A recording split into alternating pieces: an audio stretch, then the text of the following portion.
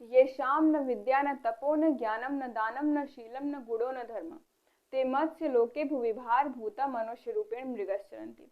अर्थात जिस मनुष्य के पास न ज्ञान है, न विद्या है, न धन है, उसके पास न दान करने की क्षमता है, न तप करने की क्षमता है, वो मनुष्य इस पृथ्वी पे, इस भूमि पे भार के समान है। राइट, भार के समान है और वो एक जानवर के रूप में इधर उधर घूम रहा है। तो इसलिए आप जानवर मत बनिए, आप एक अच्छे इंसान बनिए और इन सारे गुणों को अपने अंदर लेके आइए।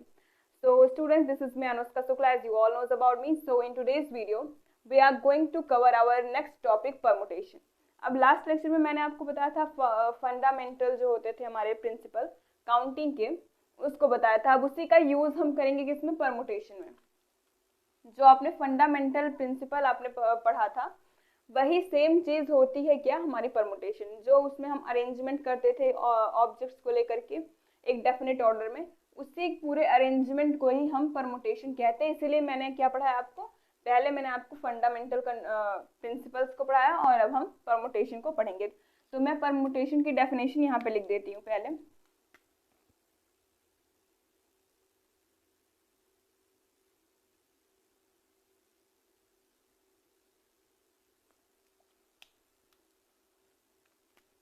ये क्या होता है, it is arrangement.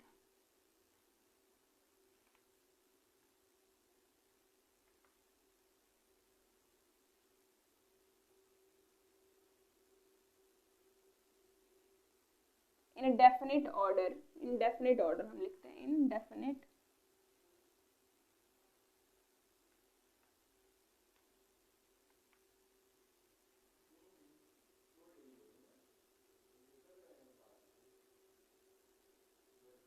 object taken some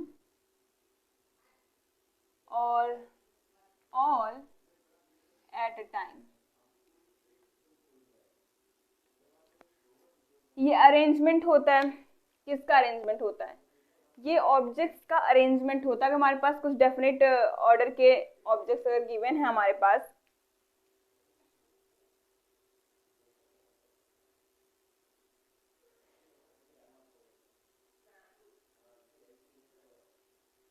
अगर हमारे पास कुछ डेफिनेट ऑर्डर के ऑब्जेक्ट्स अगर गिवन है, तो उसमें से अगर हम कुछ को लेके टेकन सम या फिर उन पूरे ऑब्जेक्ट्स को लेके अगर हम उसको अरेंज करते हैं एक ही टाइम में, तो वो क्या हो जाता है, हमारा परमुटेशन हो जाता है। अब परमुटेशन पढ़ने से पहले हमें क्या पढ़ना पड़ेगा, हमें पढ़ना पड़ेगा फैक्टोरियल। क्या, फैक्टोरियल। अब ये किस वाला का नाम है, फैक्टोरियल।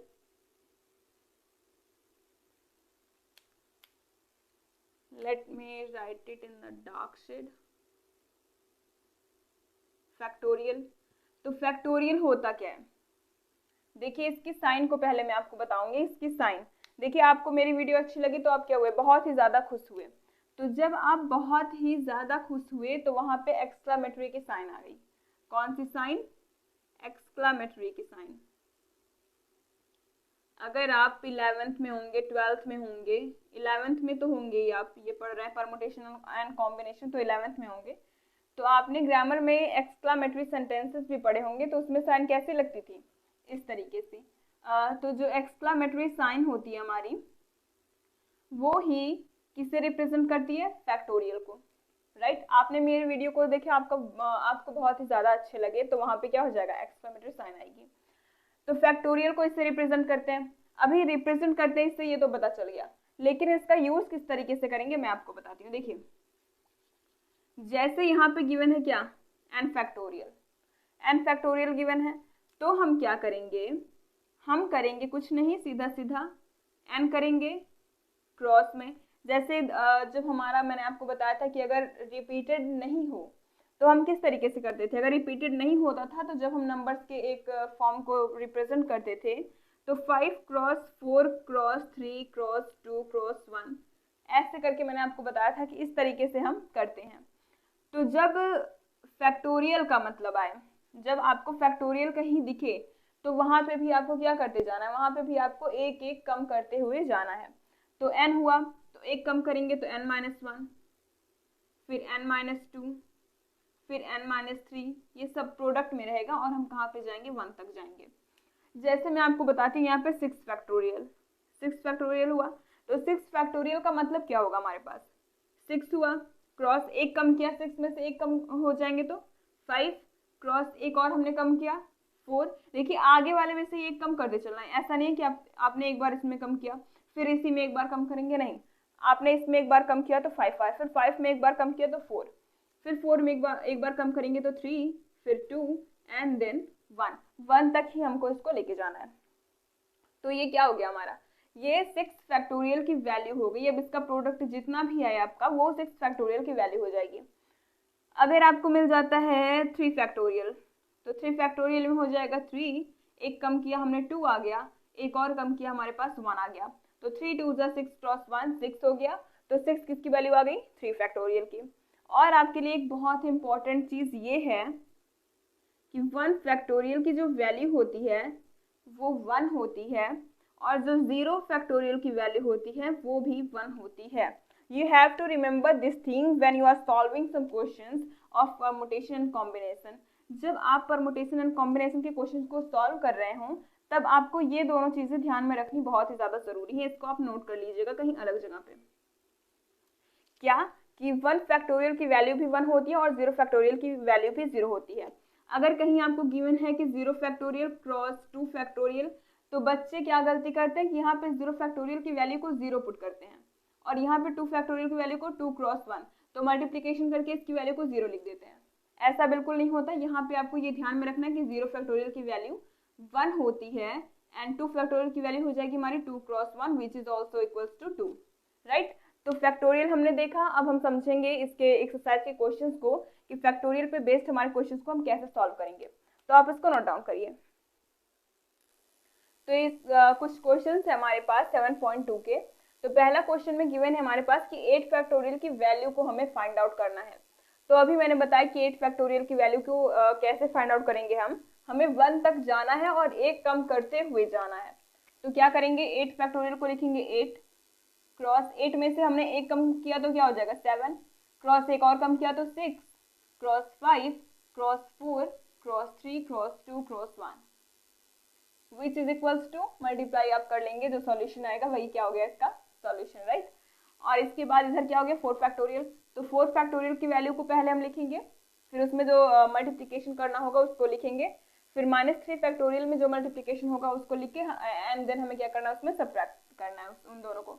तो पहले 4 फैक्टोरियल क्या हो जाएगा 4 cross 3 cross 2 cross 1 -3 cross 2 cross 1 which is equals to 4 3 जा 12, 12 2 जा 24, -3 2 जा 6 हो गया।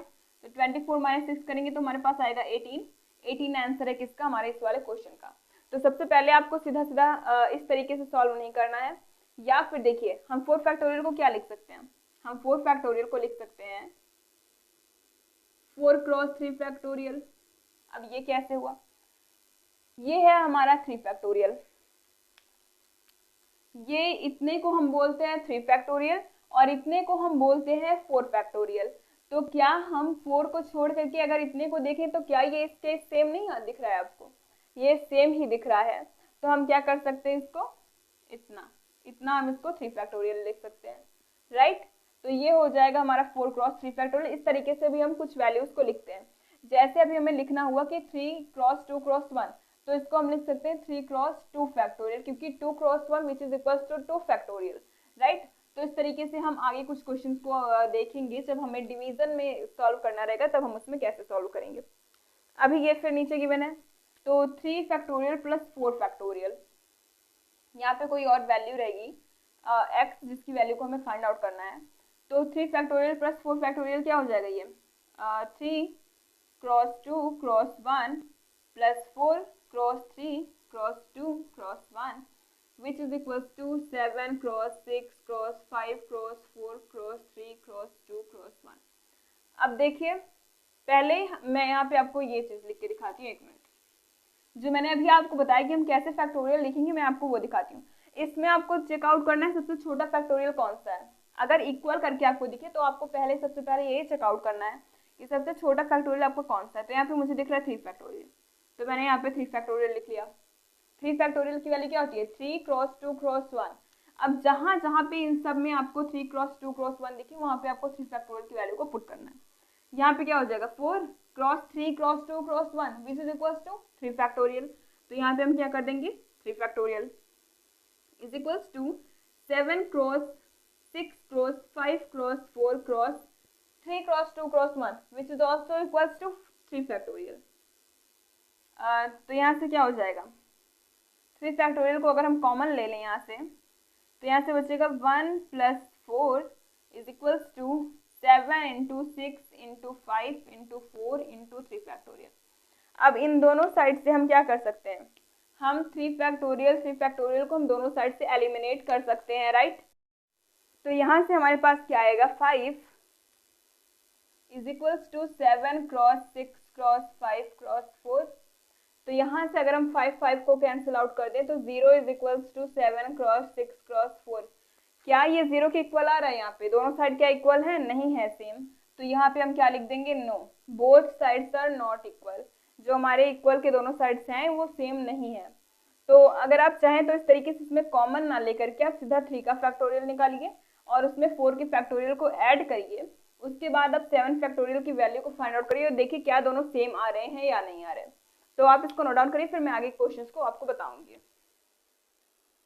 तो अब नेक्स्ट क्वेश्चन हमारे पास 3rd नंबर का, जिसमें हमें वैल्यू फाइंड आउट करनी है किसकी 8 factorial upon 6 factorial cross 2 factorial की। तो इसको सिंप्लीफाई हम कैसे करेंगे, हम पहले पूरे फैक्टोरियल को ओपन कर देंगे। इसमें हम क्या कर सकते हैं, पहली बात तो ये कि हम इसमें फैक्टोरियल को कॉमन लेकर क्या कुछ और भी तरीके से कर सकते हैं, लेकिन हम क्या करेंगे, हम सीधा इसको ओपन करते जाएंगे। चलिए ओपन करते हैं इसको। 8 cross 7 cross 6 cross 5 cross 4 cross 3 cross 2 cross 1 को लिखना तो मतलब कुछ मत लिखो, उससे भी बढ़िया है 1 को लिखना। 6 फैक्टोरियल क्या हो जाएगा 6 cross 5 cross 4 cross 3 cross 2 cross 1, फिर 1 आ गया, बिना मतलब के चारों तरफ घूम रहा है। फिर 2 फैक्टोरियल का क्या हो जाएगा 2 क्रॉस 1, फिर 1 आ गया। तो देखिए अब हमें क्या करना है, हमको सीधा सीधा इसमें सब्ट्रैक्ट नहीं, सीधा सीधा जो हमें दिख रहा है हम उसको काटते चलेंगे, जो कुछ भी आपको दिखे, राइट। तो यहाँ से 2 से 2 कैंसिल आउट हो गया, फिर यहाँ से 4 से 4 कैंसिल आउट हो गया, 5 से 5 हो गया, 3 से 3 हो गया, एंड हमारे पास यहाँ पे क्या बचा 6 से 6 हो गया, 2 से ये क्या हो गया 4।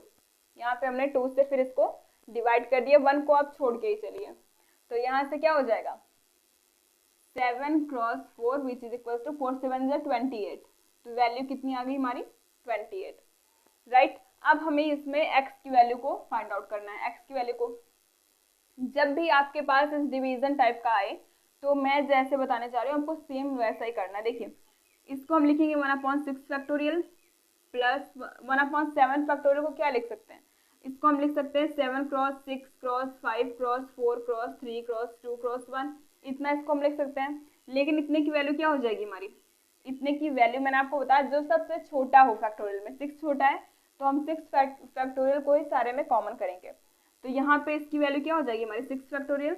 तो इस पूरे को हम यहाँ पे 6 फैक्टोरियल लिख देंगे, राइट। क्या लिखेंगे यहाँ पे 6 factorial is equals to x upon 8 factorial को क्या लिख सकते हैं हम 8 cross 7 cross 6 cross 5 cross 4 cross 3 cross 2 cross 1 which is equals to also 6 factorial. तो यहाँ पे हम क्या लिखेंगे इसको 6 फैक्टोरियल।